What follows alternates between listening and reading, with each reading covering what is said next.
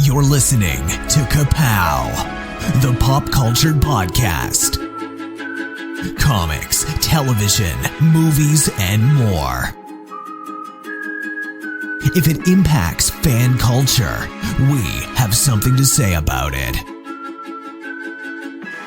And now, your hosts, Jordan, Cliff, and Seth.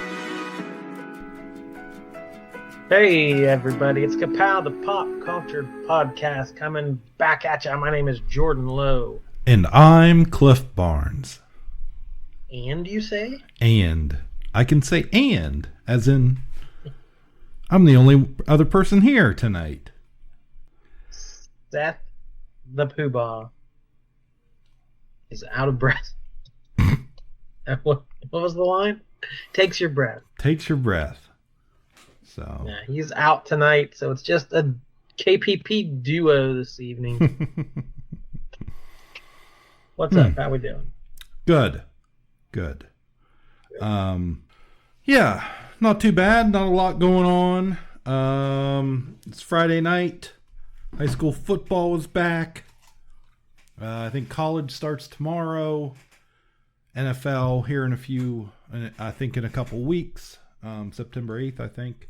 So, getting ready for the fall season.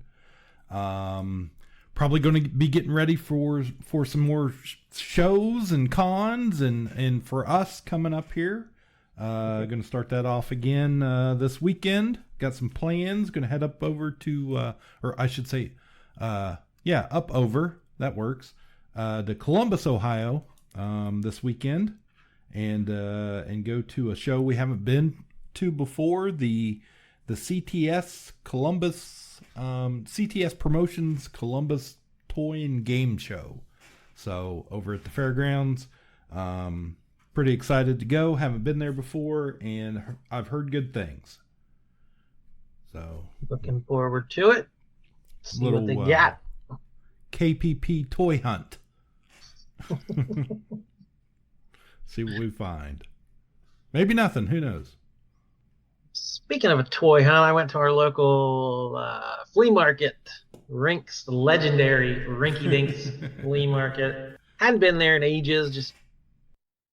I always like going. I always liked looking and seeing what they got up there, but just hadn't been out. And there was a show at the mall as well that same day. It was a collectible show, like sports cards. Yeah, it was cards. And I'm like, maybe I'll just get up on Sunday and I'll run out to Rinks. I'll run down, check the mall, just have a day of bargain hunting. I love that. That's a great Sunday for me. I do it all the time. It's great. Well, I found enough at Rinks. I spent enough money. I was like, I don't need to go to the mall. But a customer of mine at the very end of Saturday had come in. And he had been down there. I said, "Oh, are there any comics?" Which is I was going, it was a sports card show, but I thought maybe they had some comics. And he was like, "Nah, not really." So he kind of tilted my decision. I was like, I was going mainly looking for comics, but I was like, I don't need to make the trip if there aren't any comics. So I went up to Rinks, and there's a guy out on the foyer who's always he's like coins and stamps, kind of collectibles, but he's always got some boxes of comics. Well, along with the normal boxes, there was a whole other table set up that had like 6 long boxes of stuff. It's like, this guy's got a lot of stuff. Yeah. So I kind of dug through nothing. Everything's $1 or 6 for $5. So everything's the same price. I like it. Nothing is in any order whatsoever. So I'm digging. I'm like, oh, there's a cool Captain America I don't have. Man, there's just one of them. Whatever. 3 boxes later. Oh, there's the next 2 in that series. No.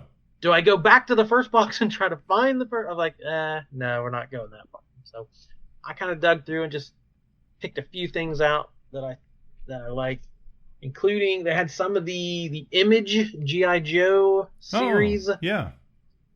Devil's Due produced it and Image published it. That came out in 2000. Actually, the first issue shipped September 12th, 2001. It shipped the week of 9/11. Wow. Which was kind of an infamous time to put stuff, especially a terrorist fighting comic book. But that was the first comic published. Marvel ended in the 90s, and this was the first G.I. Joe comic since. So there was a long gap. So this one kind of picked up the story like it had been 10 years since the Joes had been, Cobra was defeated. We didn't need the Joes anymore, and some of them were out of shape, and some of them hadn't seen each other. So it was it wasn't an official continuation of the Marvel stuff, but it was basically picking up that continuity. And I think I bought the first 4 issues, like the first story arc when it came out back then, and I just didn't keep up with it. But I saw he had a bunch of them in there, so I grabbed issue 21. They did another silent issue. I know that. Yeah. I know that number. And it was drawn by Mike Zeck, who was one of our favorites. I'm like, Mike Zeck drew a silent issue. I'll just grab that one. So when I got home, I kind of looked it up, and that series was only 25 issues, and I had the first 4. Mm-hmm. So I wonder, maybe he has more of those. Yeah. So I went back the next week with a little clearer plan, kind of knowing what I was looking for, and he had rearranged everything. He had condensed the 2 tables down to 1. So I'm like, okay, I thought I knew where everything was. I got to go through them all again. So I'm digging through every issue and every box and pulling stuff out, and he had all 25 of the Joes except for 1. And then like the first, I think 2, but I already had those. So I got the full run of the Image G.I. Joes except for 1 for $1 a piece. So I've been in the mood for more Joes, so I was thrilled to get more Joes to read. Yo, Joe! And then just picked up some random stuff that I thought looked good and some stuff I could put in my own back issue bin. So I had a comic dig. That's a freaking score. Yeah. And then as I was leaving, he's like, "Come on back," because I'd been there 2 weeks in a row dropping money. He's like, I was like, "I'm not gonna make a habit of this," but this was You're like, get more Joes. I'll be back. And I had found out, we probably talked off air, one of my customers, longtime customer, had passed away and had quite a substantial collection. And as I was talking to his brother called me, seeing if I knew somebody that could help, price it and sell it and unload it. Right. So the guy I recommended to him has kind of kept me up to date on what he's been doing with this stuff. And it turns out those 6 long boxes were from that collection. There was overstock and bulk from the guy's house. So I ended up with some of my customers' books. So that's a way to keep his memory alive, I guess. Wow. But the other thing, I'd walked through Rinks the first trip there, and I looked at there's a guy that has a lot of records, CDs and tapes and things. A lot of half the booths there have records. Yeah. But this guy's an actual music guy and knows what he has. And I saw a record there, like, oh, that's cool. It's like, I don't really need it. And I left, and I thought about it the whole next week. I'm like, I'm going back and getting that. So I had to pick up the Archie's Jingle Jangle. That's freaking sweet. The album. And down here in the city, find it isn't easy to be smart. When trying to untangle the jingle from the jangle, it's easy if you listen with your heart. Singing la la la la la, sing, sing, la la la la la, sing the jingle jangle, la la la la la, sing me baby. I don't know what that is on the cover, but it looks like drugs. Yeah.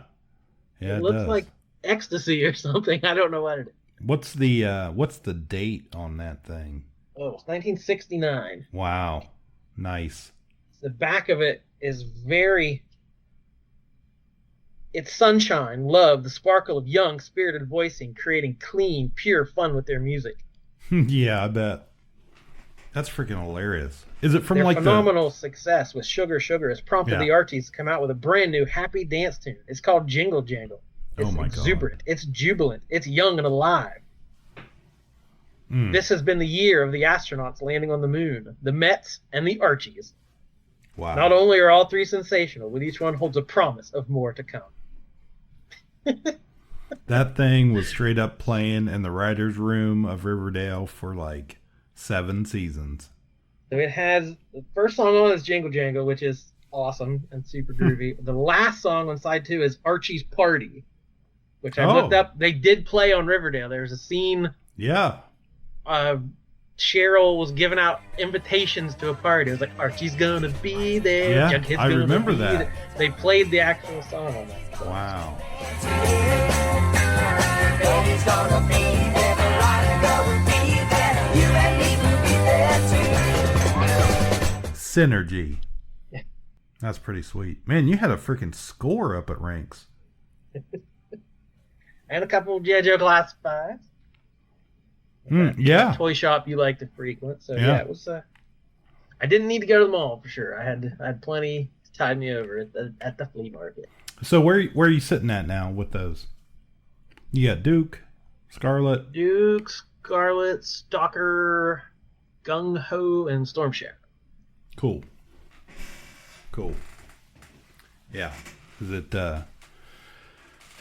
Has it become a little itch in your brain as you're sitting there? More so if I had a place to display them, if I had them all set up and posed. Yeah. The ones I got at Rinks were just in Ziploc baggies. They'd already been opened, so I played around with those a little bit, and I love the Storm Shadow. It's so cool. It comes with a bow and arrow, and the arrow is separate, so you can pose it with the arrow. You can put it in the quiver, or you can put it on the bow. And his hand has a little slot between two fingers, like he can hold the arrow with his fingers. That's amazing. So you can pose the bow in any direction. Toys never used to be like that. You were lucky to have one solid piece of plastic. Yeah. Just a hunk of something. So. Yeah, if there was a bow and arrow, it was a bow and an arrow because the arrow was connected. Yes. Every time. So. Yeah, just the posability. If you want an action pose or a static, however you want to do it, these will look cool doing them. So, as soon as I figure out some shelving, I'm going to rip the rest of these open, and then I'll maybe start getting a little more into it. Oh man, it's awful with me. I mean, freaking, it's like a disease. I get into these Facebook collector groups, and then it's popping up on my feed all the time. It's all I see, and I'm thinking about it all the time. And I should get this one, or I should get that, or do I want to start collecting this line or that line? It's plastic crack. So, well, that's cool. It's going to be a little different episode. We've been kind of doing stuff a little different format here lately. We haven't been doing as much reviews and stuff, and it's just Jordan and I here tonight. So we thought, I thought, what would be a fun thing to do, and hey, let's look up, see who's died recently. One job forever? Look, I have one job on this lousy ship. It's stupid, but I'm gonna do it, okay? You tossers! You had one job to do! So, we had a bad habit of doing these only when someone died. And we wanted to talk about them and memorialize.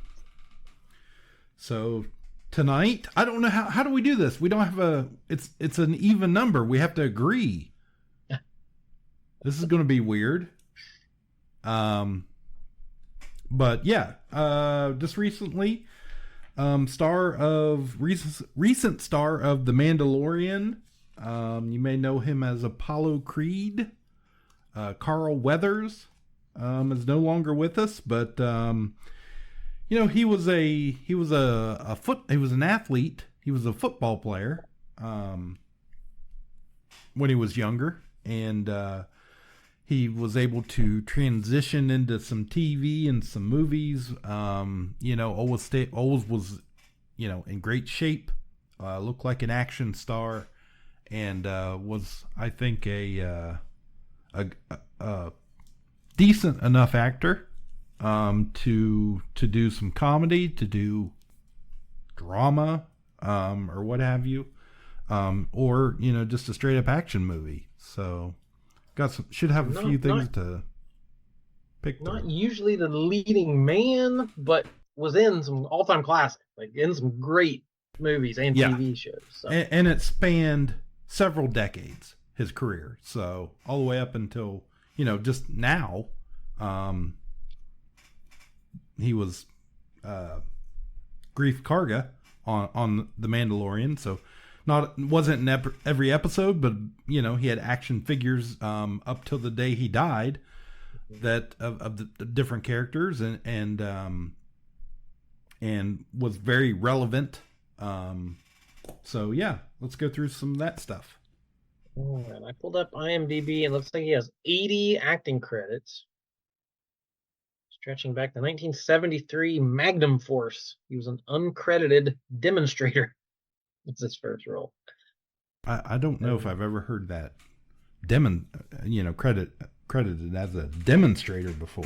So that's 1975, one episode of Good Times, one episode of Kung Fu, one episode of SWAT, one episode of The $6 Million Man, one episode of Cannon, McCloud, Most Wanted. So lots of TV in the 70s, and then 1976, Rocky as Apollo Creed. Of course. That's a pretty big one. I get hold of every worthwhile contender, and they all say the same thing. 5 weeks just isn't enough time to get into shape. Oh, shape nothing, man. They're afraid. Hell, they know everybody in the world's gonna see this fight, and none of them got a prayer whipping me. So they're making excuses so they don't have to be the chump to get whipped in front of the whole civilized world. All I can say is I'm a good promoter. But I don't know what the hell else to do. I do. Without a ranked contender, what this fight is gonna need is a novelty. This is the land of opportunity, right? So Apollo Creed on January 1st gives a local underdog fighter an opportunity. A Snow White underdog, and I'm gonna put his face on this poster with me. And I'll tell you why. Because I'm sentimental. Apollo, I like it. It's very American. No, Juergens. It's very smart.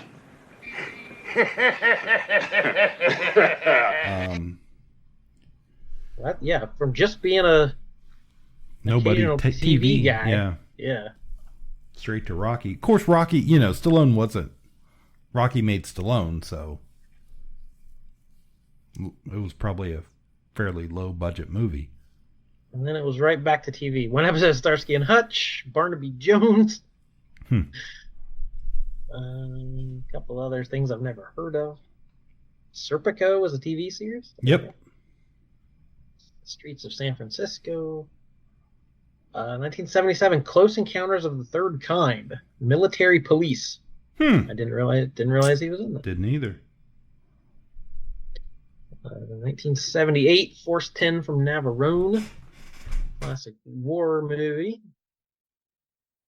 79, Rocky 2. 82, Rocky 3. 85, Rocky 4. And the music video, James Brown's Living in America. Yeah. Yeah, and per our own rules, this is the way this works is it's not a movie, it's a character. You know. So if we say Apollo Creed, it's Apollo Creed in all the appearances. You get all his appearances. TV movie 1986 of the Defiant Ones. In 1987, Predator. It's Dylan. That's pretty memorable. Apparently they strayed off course, and we're fairly certain they're in guerrilla hands. So why don't you use the regular army? What do you need us for? Because some damn fool accused you of being the best.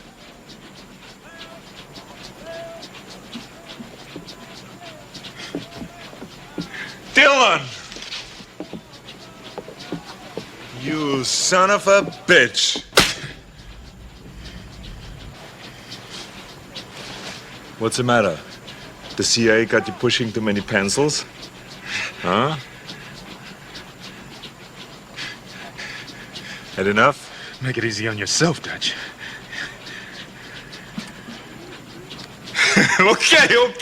Never did know when to quit, huh? Damn good to see you, Dutch. What is this fucking tie business? Oh, come on, forget about my tie, man. I heard about that little job you pulled off in Berlin. Very nice, Dutch. Good old days. Yeah, like the good old days. Then how come you passed on Libya, huh? Oh, that wasn't my style. You got no style, Dutch. You know that. Come on. Why'd you pass? We're a rescue team, not assassins. Now, what do we gotta do? That cabinet minister is very important to our scope of operations in this part of the world. Dutch, the general's saying that a couple of our friends are about to get squeezed, and we can't let that happen. We need the best. That's why you're here. Go on. Simple setup. One-day operation. We pick up their trail at the chopper, run them down, grab those hostages, and bounce back across the border before anybody knows we were there. What do you mean we? I'm going in with you, Dutch. That's a classic. Even just the handshake. That's like... Yeah. That's lived on. What other movie has a handshake that bad? That's a movie we don't talk much about. 1988 Action Jackson. Oh man, well I'm not sure. I definitely remember that movie. I'm not sure I've ever seen that one. I have watched that many times as a kid growing up. I don't know if that was something we rented all the time or maybe it was on HBO or whatever. It feels like an HBO movie. Yeah, but I mean, it was a good action movie. It was kind of in the lines of like, The Last Dragon, that type of thing. Jackson, don't do it.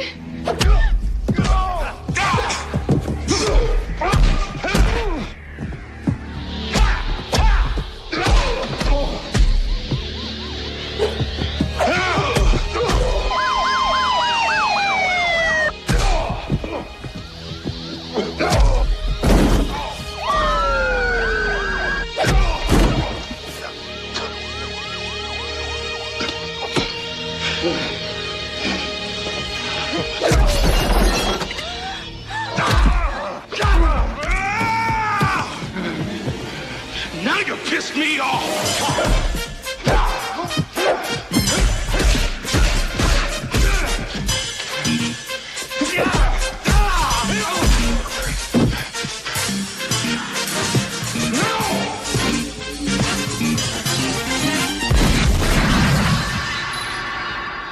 And like I said, he doesn't have a lot of starring roles. This was his name above the credits here. Carl Weathers is Action Jackson. That's actually one of the, that's definitely one of the first things I actually think of because, like I said, I watched that movie so many times. It was one of those, late 80s kind of always on. Craig T. Nelson, Vanity. Yes. Sharon Stone and Tom Wilson, Biff Tannen himself. Yeah. He is Action Jackson. I mean, he's doing all the martial arts, and he's got the if I remember right, that's the movie where he had like the flannel shirt on the poster, or maybe a denim shirt, and the sleeves ripped off. It's pretty cool. Right, a couple seasons of Tour of Duty, the Vietnam show, 9 episodes of that. Man, that's a show that you don't hear much about anymore, but man, I remember it as being very popular. Tour of Duty. It was one of my brother Justin, it was one of his favorite shows. He was big into the 60s and Vietnam era, and in that time he was interested in movies and books about Vietnam, so he loved that. Yeah, show. I remember my dad watching that every week for quite a while. Series In the Heat of the Night, 28 episodes. He was a regular on that. And now we're into the 90s. 1996, Happy Gilmore. It's Chubbs. I almost said Chubbs Fett. That's not his name. His name is Chubbs. Chubbs. He was Chubbs Fett later on. Oh, God, that hurt a little, but I'm all right. My God, son, what the hell are you doing? 364 more days till next year's hockey tryouts. I gotta toughen up. Yeah! Oh, God, that felt good. Yeah! Come on, boy, cut that out. You're making me sick. Hey! So you're a hockey player, huh? Yeah? You gonna give that shit up? You gonna concentrate on golf? Who the hell are you? I'm the club pro here, Chubbs Peterson. And I'm offering to teach you how to play golf personally. For free. No. You have no idea who I am, do you? No, I don't. Back in 1965, Sports Illustrated said I was going to be the next Arnold Palmer. Yeah, what happened? They wouldn't let me play on the pro tour anymore. Oh, I'm sorry. Because you're black? Hell no. Damned alligator bit my hand off. Oh, my God! Yeah, tournament down in Florida. I hooked my ball in the rough down by the lake. Damned alligator just popped up. Cut me down in my prime. He got me. But I tore one of that bastard's eyes out, though. Look at it. You're pretty sick, Chubbs. Good comedy chops. You know, Yeah. Adam Sandler is normally the, star of the show. He gets all the funny lines, but Chubbs was just as good. Losing the hand to the alligator. Pretty memorable. He played it so straight. I have never seen anybody hit that ball half as far as you can. You got real talent, kid. Well, that's nice of you to say, but I've been training to be a hockey player my whole life. Golf's no different from hockey. Requires talent, self-discipline. Golf requires goofy pants and a fat ass. You should talk to my neighbor, the accountant, probably a great golfer, huge ass. Hey, I bet your neighbor, the accountant, can't drive the ball 400 yards. Bet your neighbor, the accountant, doesn't have a shot to get on the pro tour. And how would I do that? You win the Open tomorrow, you're automatically on the pro tour. Then who knows? Maybe you win a tour championship one day. Get that gold jacket like I never got. Gold jacket, green jacket, who gives a shit? Yeah. Oh! Don't worry about that. Made of wood. It's real sturdy.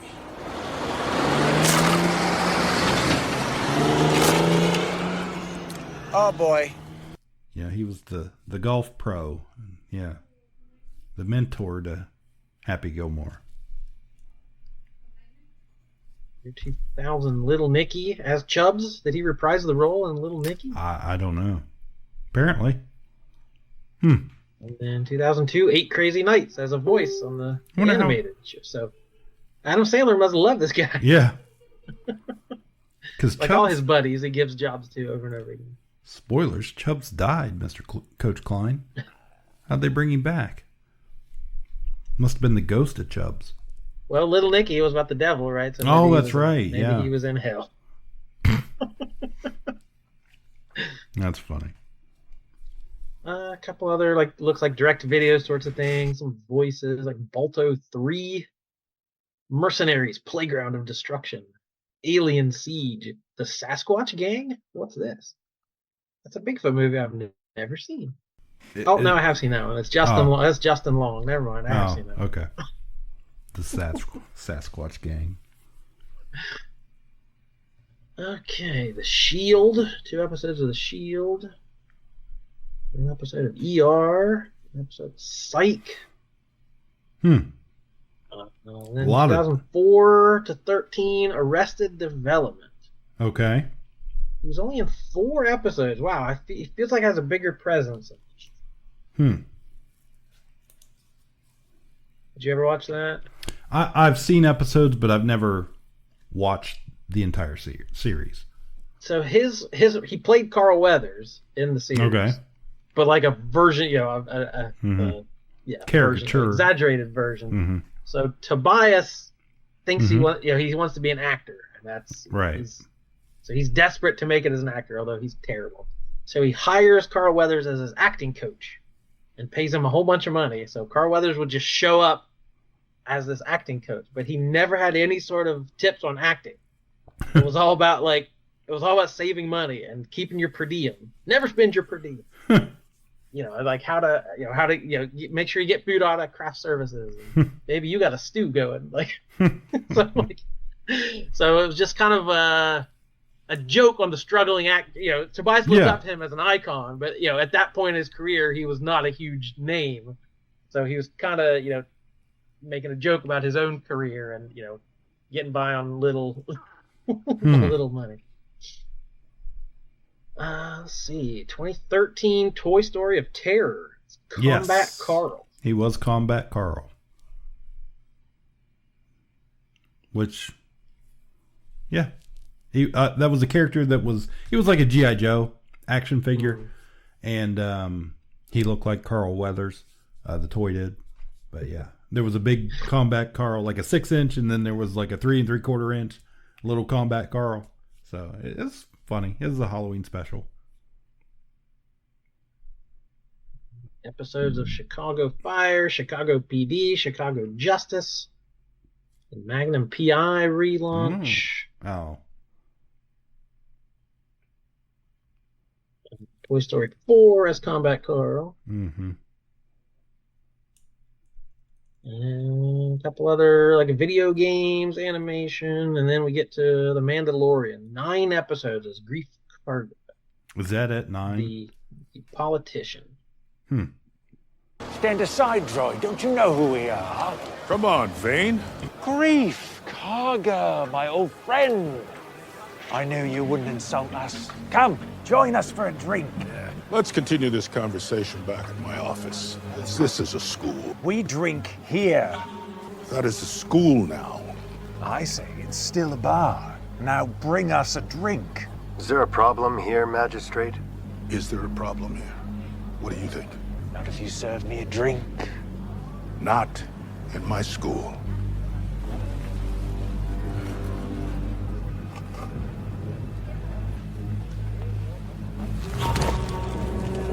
Try me. Ah!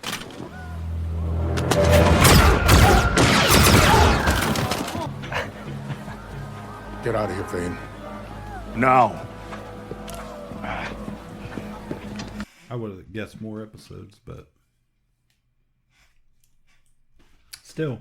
Yeah, always a presence when you saw him on screen. Well, not a ton to choose from. It's kind of easy to narrow down, I think. Yeah. Just a couple. Yeah, I mean, Apollo Creed is definitely pretty up there. That's an interesting character. You know, started out as not the bad guy, but, you know, the arrogant kind of, you know, you didn't want to like him, but then of course he gets in 2, he comes back and he's going to fight was it 2? No.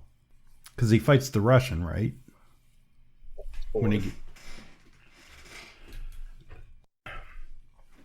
I don't know. I can't remember. I was in my head. I'm thinking he fights the Russian. The Russian takes him down, hurts him, and then he trains Rocky. Rocky 2 says Rocky struggles after his bout with Apollo Creed, while the embarrassed champ insistently goads him to accept the challenge for a rematch. Okay. So in 2 is the rematch when Rocky wins. Is that right?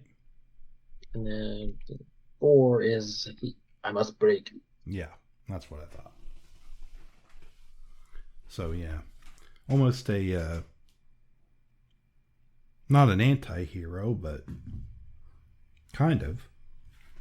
So that's probably his most mainstream, but is that his most Ka-Pow role? That's the difference. Yeah, that's the thing. Old Chubb's fat. Pretty memorable.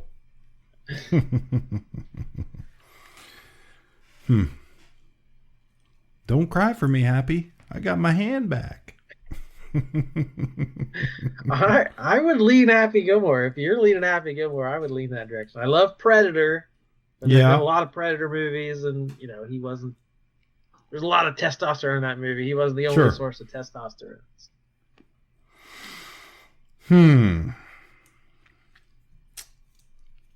I do like Action Jackson too. I mean, that was my initial, that's my first thing I thought of. I think Apollo Creed is probably the normal winner, but Happy Gilmore's pretty good. I saw that movie in theaters multiple times. You know, I was probably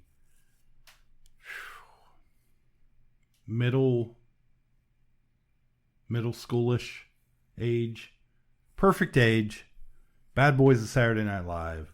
Thought Adam Sandler was a comedic god at that time, and that thing came out, and I thought, this is the funniest, most insane movie I've ever seen. Yeah, I could go with Chubb's Fat. I think that's the winner. It's all in the hips. It's all in the hip. I still say that quote. Grandma wants me to be just send it home. None of us we don't have the annals with us, but we can just go ahead and make a note put it in the annals of KPP history. But the one job on his too soon tombstone, Carl Weathers, we're going to put Chubbs, the golf pro, Happy Gilmore. Shut up, Happy. Don't feel bad about me. I got my hand back, see? We've only just begun to live. White lace and promises, a kiss for luck, and we're on our way. Feels right. Feels right. Okay. Well, okay. Watching anything? Said summer's winding down. There's not a ton of TV going on at the moment, but No, not really. I did take my wife. She hadn't seen Deadpool and Wolverine yet, so we went the other night again. And you're adding those ticket sales, trying to bump it up to number one. So here's the thing, right? That theater was sold out. It Really? was like a Thursday night. We're at the, I think, 7:00 showing. And I mean, it wasn't the biggest theater in the place, but it was one of the regular size ones, and every row was packed. Had people on to my right all the way, people to my left. We sat in the back row. I don't think there was an empty seat. So, which is pretty wild considering that movie, I saw it a month ago or whatever. Right. So it's still packing people in. I thought it was just as good the second time. I still really liked it. Still laughed at the same jokes. Got to notice a little bit more detail, of course, on the second viewing. And Alicia, she liked it too. She had a good time with it. So there were enough throwbacks, jokes to the old Fox movies that she remembered, and she was not spoiled on it, so she had no idea that Channing Tatum was going to be in it as Gambit. Wow.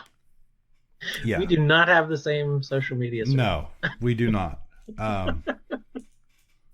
So, like, when he comes on screen, she was just like, "What? What?" And Channing Tatum, my wife and my daughter, the movies they love of him, you're going to be a little surprised. It's 21 Jump Street and 22 Jump Street. They think are just the cat's meow of comedy. Like, we've seen them over and over They're and funny. over. They're good movies. And yeah, in fact, they had watched them, I think maybe 2 or 3 days before this.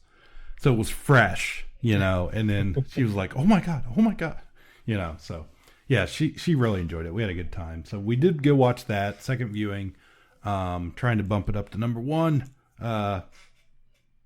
But our summer movie wager is coming down to the wire, so we still don't know who's going to win that. It's a tight race of our summer predictions. Yeah, of the top not me. 10, so. I'm not going to win. I get some bragging rights in there, but I'm not going to win. So yeah, we saw that. I did binge The Umbrella Academy season 4 this week. Watched it in a couple nights, not a lot of episodes. I'm not sure that any of the story makes any sense. It is definitely my least favorite season.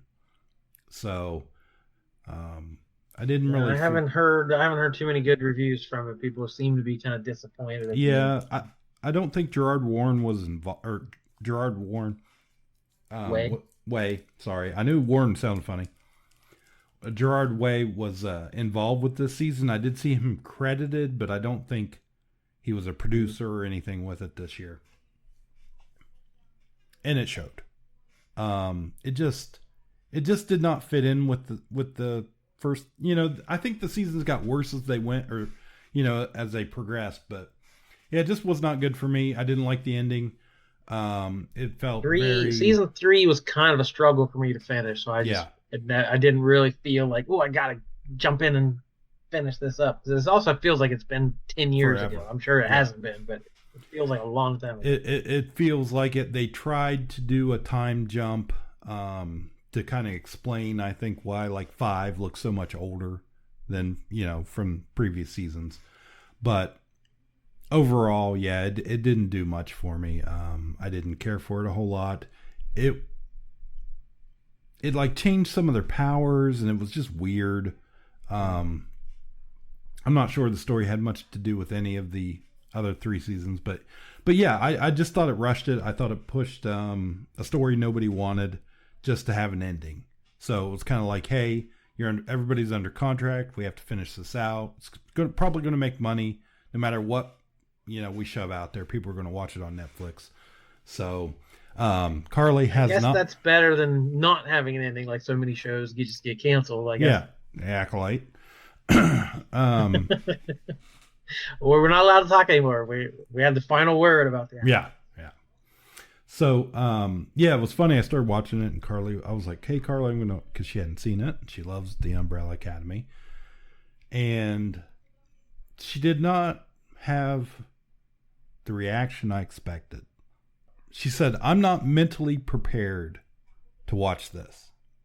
And I was like, what are you talking about?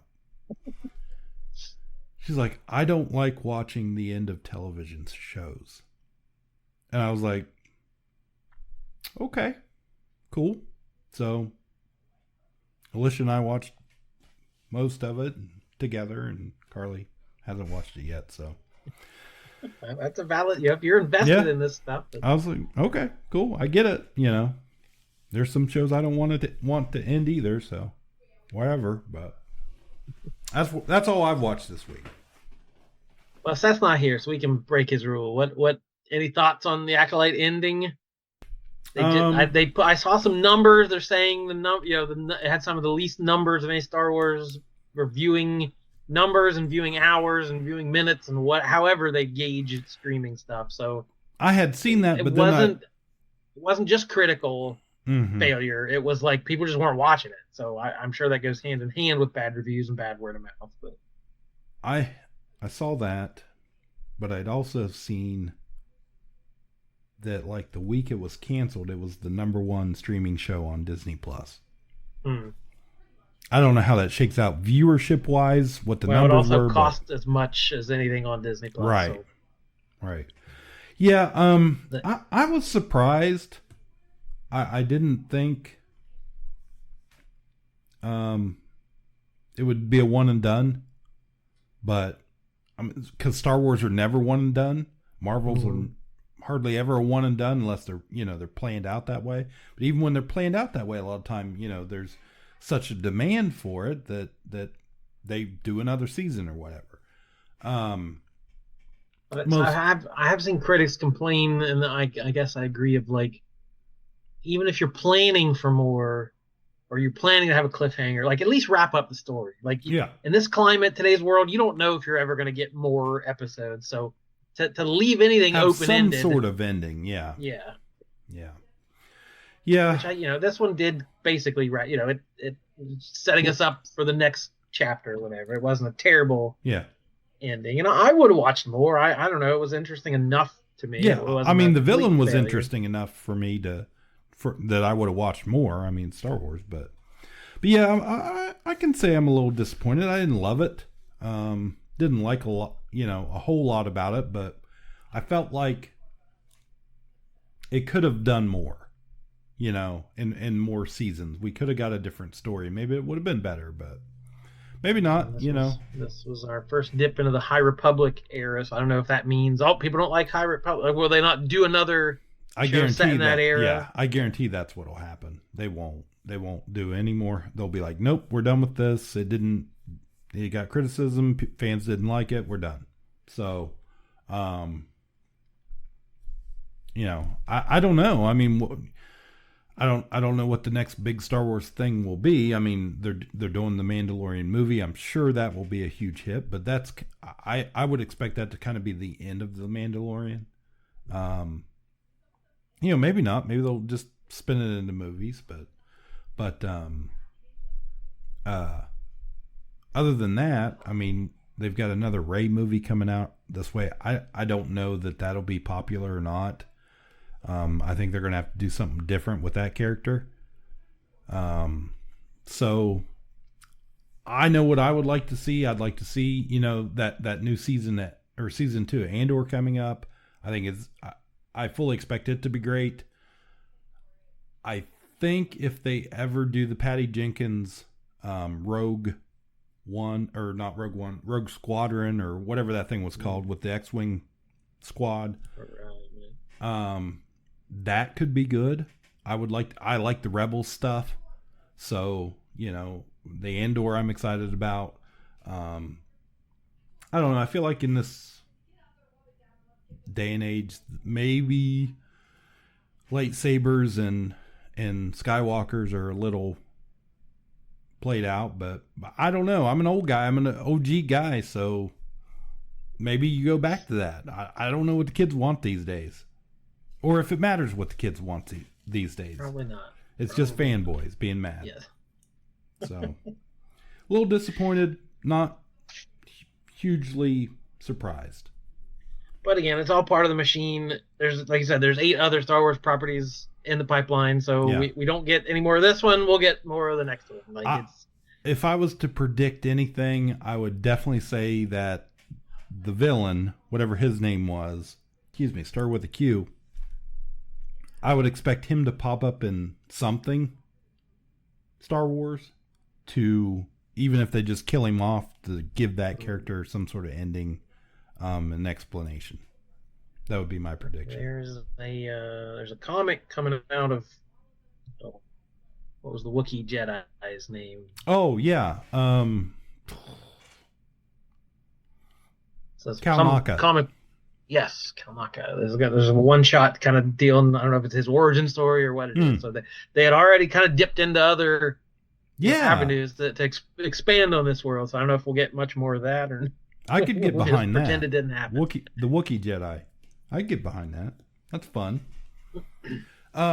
Yeah. So one of the things coming out of D23 this year was an announcement about Batu, Galaxy's Edge, down at Hollywood Studios in Florida, Disneyland in California. The Millennium Falcon ride, Smuggler's Run, which has been just one version of it since it opened in 2019, which is you pilot the Falcon. It's a simulator, but it's a lot of fun. You pull the light speed thing down. It features Jim Cummings voices the pirate guy in Rebels and the Clone Wars. I can't think of his name right at the moment. Anyways, it's Mossy Beard pirate. Yeah. So, no, not Mossy Beard pirate. No, not that dude. No. Oh, what's his name? Anyways, at some Hondo Ohnaka. Hondo Ohnaka. There we go. It's been the same story every time you ride it. So they're going to update it finally, and they're going to include Mando and Grogu as part of the ride. So you will see them like Mando flying in his jetpack alongside the Falcon. So yeah, so that's pretty cool. I look forward to that. Typically a ride I ride multiple times during a vacation, and certainly did this last one. But yeah, that's pretty exciting. That's cool. I'm glad they're going to update it. It needs updated. We need some more stuff happening in Galaxy's Edge for theme park goers that have, it's been 5 years now, and the only thing we've got different so far is a Mando and Grogu appearance. So I noticed, I noticed on my last trip it was very, very hot, which means those cast members in those costume stormtrooper outfits and stuff are even warmer than I am walking around in a tank top. So, but I did notice we didn't see nearly as many people, characters walking around and interacting with people like they normally do this trip. And I think that was due to the heat, I hope, and not cutbacks. But yeah, they have added the Mandalorian and Grogu to that area. They have a little area they sometimes sporadically appear at, which is pretty cool character walk around. So hopefully they smarten up, start adding more stuff to it, giving it a little bit better character experience. At this point, I've done the thing. The Starship Cruiser has closed its doors. I am all for just shove Star Wars characters. I don't care about the timeline. Just shove them out there. Who cares? Smash all the toys together. It's fun. Exactly. So, this one time. That's okay. Yeah, that's about all I got. That's cool. The only shows I've watched recently was HBO and HBO Max had a 4-episode documentary. Sports documentaries up my alley. Charlie Hustle and the Matter of Pete Rose. So we're in Ohio. I grew up a Reds fan. Mm-hmm. Pete Rose was an icon my entire life. He was the guy. Born in Cincinnati, working class, hard-nosed, hustle guy, grinding, get dirt under your fingernails and nose to the grindstone. Like slide head first. Yes. And don't worry about your health or any of the other players on the field's health. Just win. Yeah. So he is a beloved figure in Cincinnati who was banned from baseball in 1989 for life. I remember that well. Gambling. Mm-hmm. So, baseball, America's pastime, baseball, pure as apple pie and all that stuff. So, with the Black Sox scandal in 1919 and the potential throwing of the World Series was like the worst thing to ever happen to baseball. So they imposed this very strict rule: no gambling. You cannot right besmirch the sanctity that this is on the level. This is a fair game. Nobody's cheating. Nobody's throwing anything. That's the most sacred rule in baseball. Every spring training, you go over the rules, and that's right there. Do not gamble. And Pete Rose gambled, and he didn't admit it for a very long time, but he accepted this lifetime ban. Basically to stop the investigation, and he didn't admit to anything, but he took the ban, which how does that look, So yeah, he was the manager of the Reds at that time. Yes, he had played for the Reds through all the Big Red Machine in the 70s, traded to the Phillies sometime in the 80s, and then came back to the Reds as player manager. Right. When he was kind of past his prime, but he was still chasing this record. Yes, the all-time hits record. So I didn't know what this documentary was going to be. I didn't need it to be, let's rehabilitate Pete Rose's image. I didn't need or want that. And I'm not sure what the documentary was even trying to do. I think that's what Pete Rose was trying to do. Yes. Because he was like, I'll get on screen and I'll be able to tell my story and people will remember me. He did not come off that way. No. And the documentary, I don't feel like it picked a side. Like it didn't say Pete Rose is a terrible person. It did kind of celebrate him and all his achievements, but it also didn't really feel like it was on his side. So I feel like the documentary at least tried to be down the middle and let you decide. Here's Pete Rose in his own words. You make up your mind. Yeah. And if he opens his mouth for more than 30 seconds, he's not gonna come off great. So I am in that small minority. Most Reds fans still love the guy. Will bend over backwards for him, demand he be in the Hall of Fame. I'm in the minority where I don't like him that much and never really have. I appreciate what he did on the field. Just as a human being, he leaves a lot to be desired. So yeah, there were multiple times in this documentary where I'm like, yep, you're digging your own grave, Pete. Yeah. You're not coming across like you think you are. So Right. just allegations of stuff from underage girls in the 70s. Beyond all the betting, he was hanging out with these drug dealers, these steroid guys, gym rats, who were like dealing steroids and cocaine and moving money for the mob, and nothing was ever proven, and nobody, like, some of his friends went to jail, but it had nothing to do with Pete. We were just living in his guest house, like, eh. So he always kind of got away, except for the tax evasion thing, where he went to jail for a short period of time. So he just was hanging around unsavory characters and just making bad choices. Even if he wasn't guilty of crimes, it was just bad choice after bad choice. And even little things like when he admitted that he gambled, he did it in a book. Yeah. To make and so money. the book came out as, yes, a money-making operation, but the book came out, and I don't know if he had anything to do with this, or it was agents or whatever. It came out Hall of Fame weekend. When people were being inducted into the Hall of Fame, he drops this book, and that's the only story. Pete Rose. So the guys going into the Hall of Fame, the capstone of their careers, were completely overshadowed. And baseball's such a tight-knit community, like, you don't do that. You don't announce, like, oh, the Yankees are hiring a new manager. You don't do it on Hall of Fame weekend. Like, you let those guys have their moment.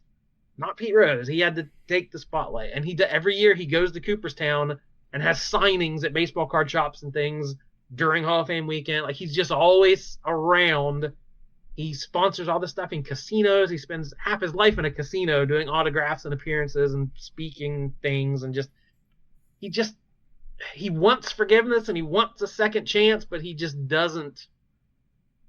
He's not really earning it. He just keeps doing the same things and making the same mistakes over and over. Didn't we see him at a show? He was at GalaxyCon. He was at GalaxyCon. That's what I thought. Because I remember I was like, table oh my at gosh. GalaxyCon signing stuff. Yeah.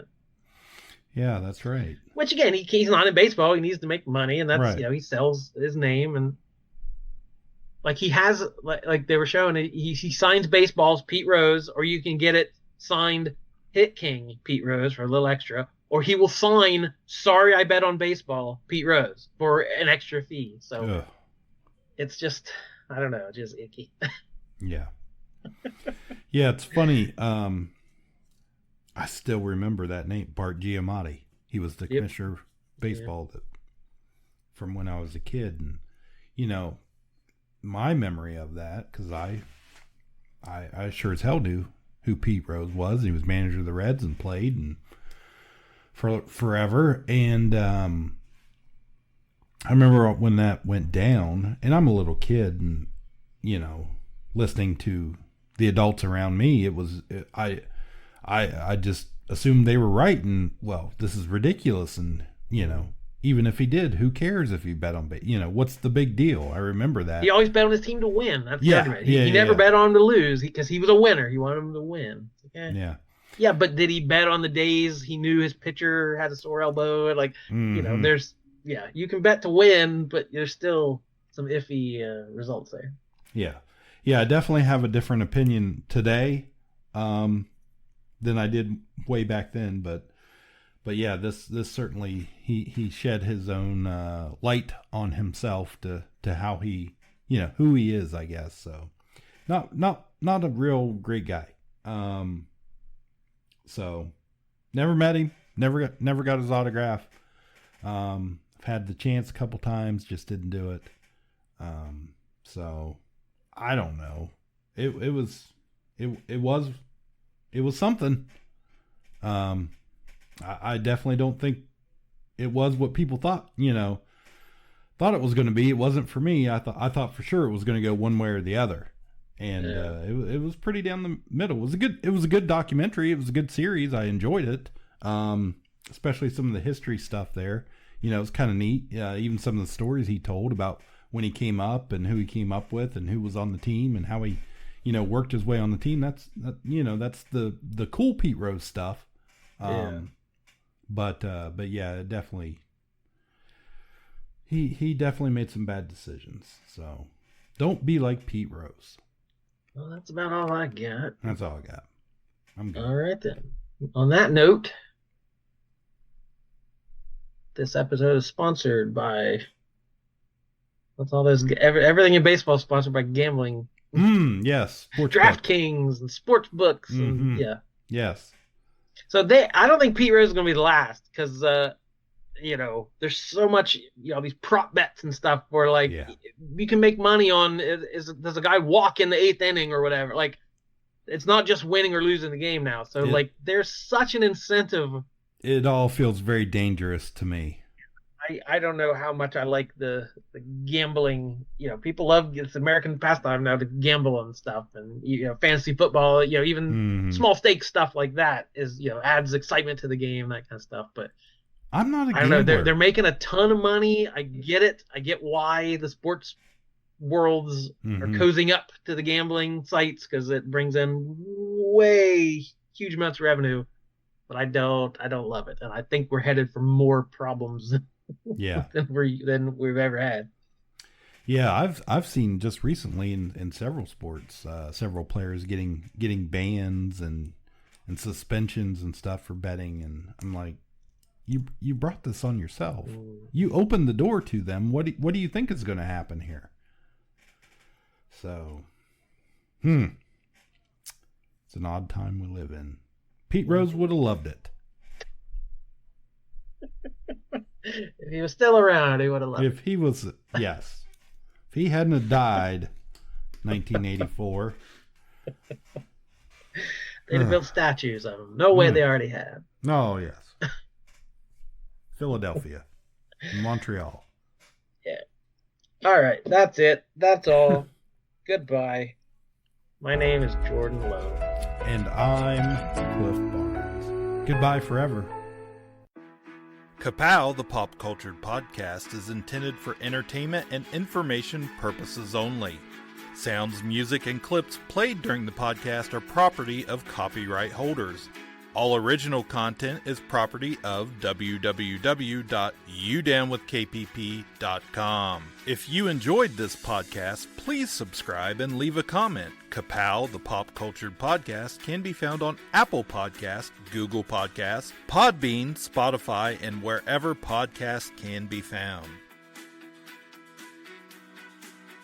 You can connect with us through social media on Facebook, YouTube, at the Ka-Pow Podcast on Twitter, or email the show, Ka-Pow, the pop cultured podcast @gmail.com. If you really want to go the extra mile, join our Patreon at patreon.com/udownwithkpp for special content and access to Patreon-only benefits. We are grateful for anyone who chooses to contribute, but please know that most of our content will remain free. So please continue to like, comment, and share.